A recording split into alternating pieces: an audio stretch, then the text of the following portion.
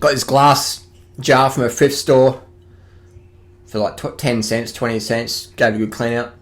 Glass is good. It's inert. Doesn't store anything in it. People ask me, what water do I drink? Right now, I've got a reverse osmosis filter, $300 or $400 on the house we're staying at. Boom, reverse osmosis water. Loving it. Someone said, don't you drink tap water?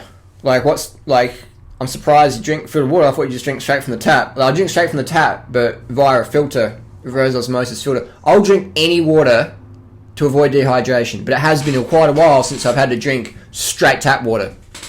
It's been a while. I'll drink whatever it takes, whatever water it takes to stay hydrated. Dehydration thrashes your immune system, thrashes you out. Never skip drinking water, ever. So I drink the best water in the moment, but I'll drink any water to avoid dehydration. I'll drink mud water to stay hydrated. Not that I've ever had to yet, but the last time I was thirsty was December 2006, I'm pretty sure it was. December 2006, cycling across Australia, and I did a 220 kilometre day, and it was 42 Celsius, so I'm not sure, it's like 110 or something Fahrenheit. It was a hot day. And I started getting a bit thirsty. And midday outback, summer sun, as hot as you get in Australia. And I almost got dehydrated that day. You don't want to get dehydrated ever. It just thrashes you out. Getting to the subject of juice fasting. A lot of people do juice fasting and they're like, I'm just getting fat afterwards, you know what I mean? I'm getting so fat after doing juice fasting. It's like, well, what are you eating now? What are you eating after the juice fast? Because most people do juice fasting because they're eating some dodgy shit, some stodgy stuff. I remember people say, are you into health, Harley? Why don't you do juice fasting? It's like, I'm not eating junk that makes me want to stop eating food altogether. You know, like, when you're eating clean, you don't want to miss out on food. When you're eating a lot of heavy stuff, like I remember when I was doing a bit more nuts and stuff and a bit more Durian in 2007, I was just like, I got to do a fast, I got to purify and shit. And it's like, I just had to cut back my fat intake, man. I was eating way too much fat. So I went out and went to this waterfall and I was like, I'm going to do a fast, long fast, And it lasted like 2 days. I was just hungry the whole time. And I'm like, hang on, like, I'm just eating too much fat. That's why I feel like not eating. So I went back, cut the fat down. Magically didn't feel like skipping meals anymore. That brings me to another subject. People say, why do you think Dan always does all these fasts and juice cleanses? Because he's eating too much fat. He's eating way too much. When you eat that much fat, man, you're going to feel heavy and stodgy. I mean, it's everyone, when Dan's still, he's still a noob, but he's still doing the same mistakes, like, eating too much fat and I feel sick, I got to do a juice cleanse, purifier. We all go for that path, so it's understandable. It doesn't make anyone a bad person. It's a bit like when you buy a crank on a bike, comes with a little information tag, little warning thing, but when you start eating healthy, you don't really get warnings, do you? No one really tells you warnings. Everyone wants to sell you something, but hey, you know me, I don't have nothing to sell. I just want to tell you stuff to make your health life, easy, so you can do it the rest of your life. The reason why people get so heavy after juice feasting and stuff, like Angela Stokes is a classic one, she's always doing juice feasts, and you wonder, what is she eating to be getting fat again? If you see her, like, she doesn't really post much, but you see her, she's putting on a lot of weight, and just because you're overweight doesn't make you a bad person. But if you're into the health, if you're a health promoter, it's only fair that people critique you and go, well, how come they're putting on so much weight? It's only fair. Because people are eating some less than the best things. Now, you got to learn to eat healthy.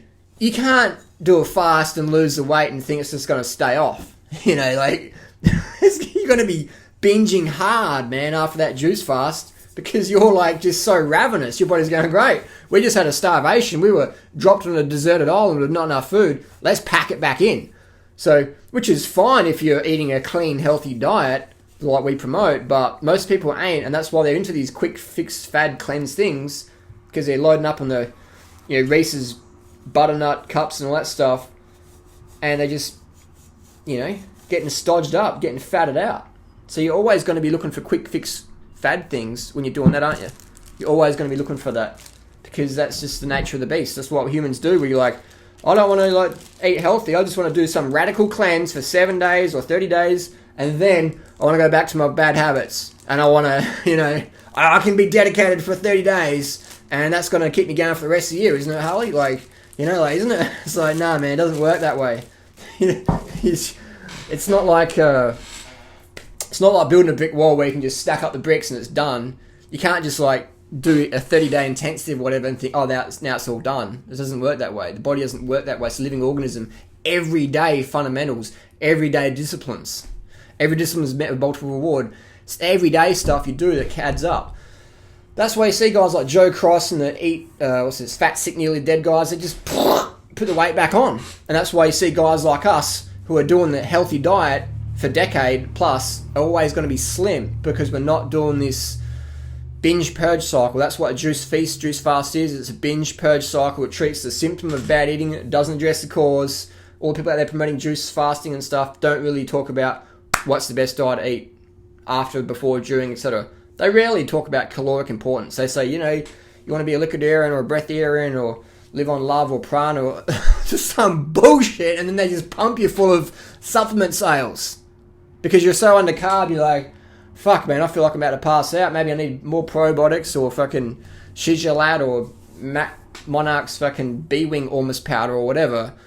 And you just get suckered in, man. That's the marketing model of the raw food world. That's just how it is. So be warned, beware, save your money, and don't give out your Visa card details. Always ask, when you're looking at someone for information, ask them, what are they trying to sell me? And that's all you have to ask to see where someone's intention is. What are they trying to sell me? What is Durianrider trying to sell me? What is such and such trying to sell me? Ask that question. Ask that question. And, so why do you want to do a juice fast, do a juice feast? To lose weight? It's the fucking worst thing to do for weight loss, because you're starving your body. You're starving your body. And your body's going to rebound. It's going to go, give me more calories. So that's fine if you're eating like 30 bananas a day. Look at that, 75 pounds of bananas back there. That's probably fine if you're doing that. But even then, I wouldn't recommend it, because it's going to slow your metabolism down. It's going to put you into overtraining symptoms. More stress, more apathy, listlessness. You don't need to starve to get good health.